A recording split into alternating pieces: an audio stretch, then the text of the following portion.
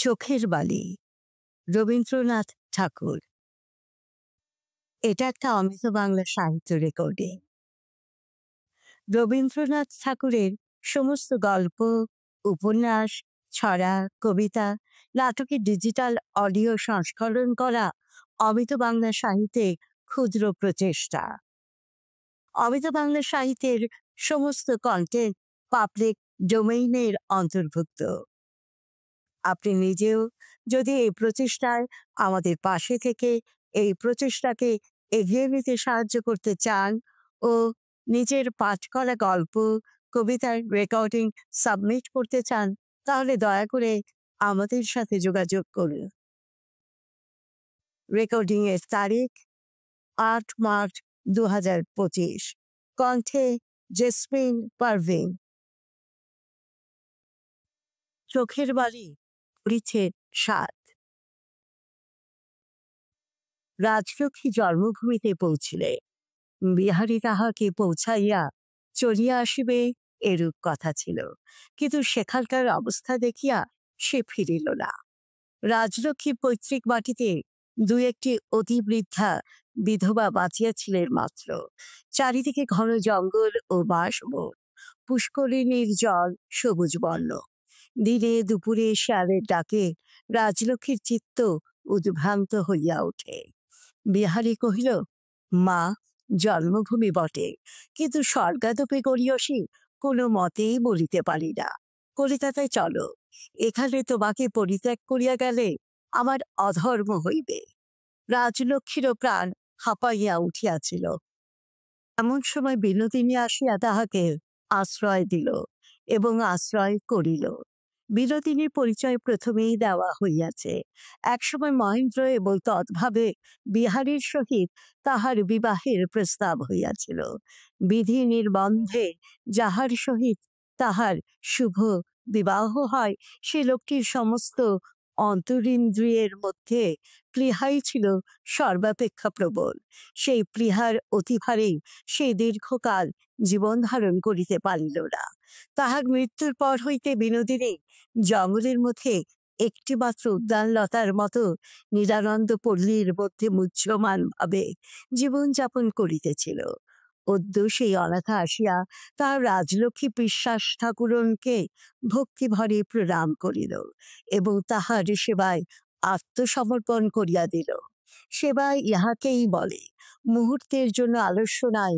কেমন পরিপাটি কাজ, কেমন সুন্দর রান্না, কেমন সুমিষ্ট কথাবার্তা। রাজলক্ষ্মী বলেন, বেলা হইল মা, তুমি দুটি খাওগে যাও। সে কি শোনে? পাখা করিয়া পিসিবাকে ঘুম না পাড়াইয়া সে ওঠে না। রাজলক্ষ্মী বলেন, এমন করিলে যে তোমার অসুখ করিবে মা। বিনোদিনী নিজের প্রতি নিরতিশয় তাচ্ছিল্য প্রকাশ করিয়া বলে, আমাদের দুঃখের শরীরে অসুখ করে না পিসিমা। আহা, কতদিন পরে জন্মভূমিতে আসিয়াছ, এখানে কি আছে, কি দিয়া তোমাকে আদর করিব। বিহারী 2 দিনে পাড়ার কর্তা হইয়া উঠিল। কেহ তার কাছে রোগের ঔষধ, কেহ বা মোকদ্দমার পরামর্শ লইতে আসে, কেহ বা নিজের ছেলেকে বড় আপিসে কাজ জুটাইয়া দিবার জন্য তাহাকে ধরে, কেউ বা তাহার কাছে দরখাস্ত লিখাইয়া লয়। বৃদ্ধদের তাসপশার বৈঠক হইতে বাগদিদের তারিপান সভা পর্যন্ত সর্বত্র সে তাহার সকৌতুক কৌতূহল এবং স্বাভাবিক হৃদ্যতা লইয়া যাতায়াত করিত। কেহ তাহাকে দূর মনে করিত না, অথচ সকলেই তাহাকে সম্মান করিত। বিনোদিনী এই অস্থানে পতিত কলিকাতার ছেলেটির নির্বাসন দণ্ড যথাসাধ্য লঘু করিবার জন্য অন্তঃপুরের অন্তরাল হইতে চেষ্টা করিত। বিহারী প্রত্যেকবার পাড়া পর্যটন করিয়া আসিয়া দেখিত কে তাহার ঘরটিকে প্রত্যেকবার পরিপাটি পরিচ্ছন্ন করিয়া রাখিয়াছে। একটি কাঁসার গ্লাসে 2-4টি ফুল এবং পাতার তোড়া সাজাইয়াছে এবং তাহার গদির একধারে বঙ্কিম ও দীনবন্ধুর গ্রন্থাবলী গুছাইয়া রাখিয়াছে। গ্রন্থির ভিতরের মলাটে মেইলি অথচ পাকা অক্ষরে বিনোদিনীর নাম লেখা। পল্লীগ্রামের প্রচলিত আতিথ্যের সহিত ইহার একটু প্রভেদ ছিল। বিহারী তাহারই উল্লেখ করিয়া প্রশংসাবাদ করিলে রাজলক্ষ্মী কহিতেন, এই মেয়েকে কিনা তোরা অগ্রাহ্য করিলি? বিহারী হাসিয়া কহিত, ভালো করি নাই মা, ঠকিয়াছে। কিন্তু বিবাহ না করিয়া ঠকা ভালো, বিবাহ করিয়া ঠকিলেই মুশকিল। রাজলক্ষ্মী কেবলই মনে করিতে লাগিলেন, আহা, এই মেয়েই তো আমার বধূ হইতে পারিত, কেন হইল না? রাজলক্ষ্মী কলিকাতায় ফিরিবার প্রসঙ্গ মাত্র উত্থাপন করিলে বিনোদিনীর চোখ ছল ছল করিয়া উঠিত। সে বলিত, পিসিমা, তুমি দুদিনের জন্য কেন এলে? যখন তোমাকে জানিতাম না, দিন তো একরকম করিয়া কাটিত, এখন তোমাকে ছাড়িয়া কেমন করিয়া থাকিব? রাজলক্ষ্মী মনের আবেগে বলিয়া ফেলিতেন, মা, তুই আমার ঘরের বউ হলি না কেন? তাহলে তোকে বুকের মধ্যে করিয়া রাখিতাম। সে কথা শুনিয়া বিনোদিনী কোনো ছুতায় লজ্জায় সেখান হইতে উঠিয়া যাইত। রাজলক্ষ্মী কলিকাতা হইতে একটা কাতর অনুনয় পত্রের অপেক্ষায় ছিলেন। তাহার মহিন জন্মবধি কখনো এতদিন মাকে ছাড়িয়া থাকে নাই। নিশ্চয়ই এতদিনে মার বিচ্ছেদ তাকে অধীর করিয়া তুলিতেছে। রাজলক্ষ্মী তাহার ছেলের অভিমান এবং আবদারের সেই চিঠিখানির জন্য তৃষিত হইয়াছিলেন। বিহারী মহেন্দ্রের চিঠি পাইল। মহেন্দ্র লিখিয়াছে, মা বোধহয় অনেকদিন পরে জন্মভূমিতে গিয়া বেশ সুখে আছেন। রাজলক্ষ্মী ভাবিলে, আহা, মহেন্দ্র অভিমান করিয়া লিখিয়াছে, সুখে আছেন। হতভাগিনী মা নাকি মহেন্দ্রকে ছাড়িয়া কোথাও সুখে থাকিতে পারে? ও বিহারী, তারপরে মহিন কি লিখিয়াছে, পড়িয়া শোনা না বাছা। বিহারী কহিল, তারপরে কিছুই না মা, বলিয়া চিঠিখানা মুঠার মধ্যে দলিত করিয়া একটা বহির মধ্যে পুরিয়া ঘরের এক কোণে ধপ করিয়া ফেলিয়া দিল। রাজলক্ষ্মী কি আর স্থির থাকিতে পারেন? নিশ্চয়ই মহিন মার উপর এমন রাগ করিয়া লিখিয়াছে যে বিহারী তাহাকে পড়িয়া শোনাইল না।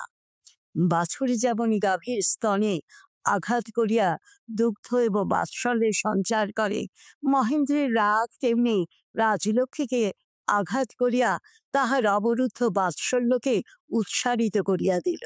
তিনি মহেন্দ্রকে ক্ষমা করিলেন, কহিলেন, আহা, বউ লইয়া মহিন সুখে আছে, সুখে থাক, যেমন করিয়া হোক সে সুখী হোক, বউকে লইয়া আমি তাহাকে আর কোনো কষ্ট দিব না। আহা, যে মা কখনো তাহাকে একদণ্ড ছাড়িয়া থাকিতে পারে না, সেই মা চলিয়া আসিয়াছে বলিয়া মহিন মার পরে রাগ করিয়াছে। বারবার তার চোখ দিয়া জল উছলিয়া উঠিতে লাগিল। সেদিন রাজলক্ষ্মী বিহারীকে বারবার আসিয়া বলিলেন, যাও বাবা, তুমি স্নান করতে যাও, এখানে তোমার বড় অনিয়ম হইতেছে।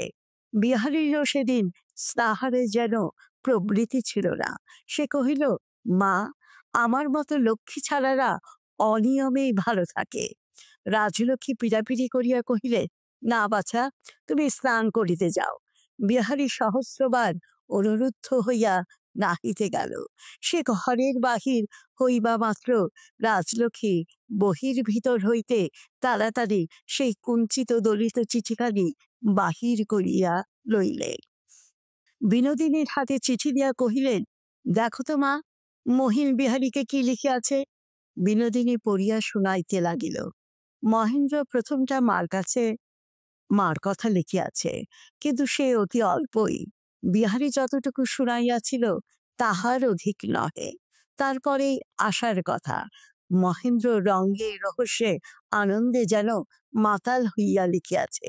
বিনোদিনী একটুখানি পড়িয়া শোনাইয়াই লজ্জিত হইয়া থামিয়া কহিল, পিসিমা, ও আর কি শুনবে? রাজলক্ষ্মীর স্নেহব্যগ্র মুখের ভাব এক মুহূর্তের মধ্যেই পাথরের মতো শক্ত হইয়া যেন জমিয়া গেল। রাজলক্ষ্মী একটুখানি চুপ করিয়া রহিলেন, তারপরে বলিলেন, থাক, বলিয়া চিঠি ফেরত না লইয়াই চলিয়া গেলেন। বিনোদিনী সেই চিঠিখানা লইয়া ঘরে ঢুকিল। ভিতর হইতে দ্বার বন্ধ করিয়া বিছানার উপর বসিয়া পড়িতে লাগিল। চিঠির মধ্যে বিনোদিনী কি রস পাইল তাহা বিনোদিনীই জানে, কিন্তু তাহা কৌতুক রস নয়। বারবার করিয়া পড়িতে পড়িতে তাহার দুই চক্ষু মধ্যাহ্নের বালুকার মতো জ্বলিতে লাগিল। তাহার নিঃশ্বাস মরুভূমির বাতাসের মতো উত্তপ্ত হইয়া উঠিল। মহেন্দ্র কেমন, আশা কেমন, মহেন্দ্র আশার প্রণয় কেমন, ইহাই তাহার মনের মধ্যে কেবলই পাক খাইতে লাগিল। চিঠিখানা কোলের উপর চাপিয়া ধরিয়া পা ছড়াইয়া দেয়ালের উপর হেলান দিয়া অনেকক্ষণ সম্মুখে চাহিয়া বসিয়া রহিল। মহেন্দ্রের সে চিঠি বিহারী আর খুঁজিয়া পাইল না। সেদিন মধ্যাহ্নে হঠাৎ অন্নপূর্ণা আসিয়া উপস্থিত। দুঃসংবাদের আশঙ্কা করিয়া রাজলক্ষ্মীর বুকটা হঠাৎ কাঁপিয়া উঠিল। কোনো প্রশ্ন করিতে তিনি সাহস করিলেন না। অন্নপূর্ণার দিকে পাংশুবর্ণ মুখে চাহিয়া রহিলেন। অন্নপূর্ণা কহিলেন, দিদি, কলকাতার খবর সব ভালো? রাজলক্ষ্মী কহিলেন, তবে তুমি এখানে যে?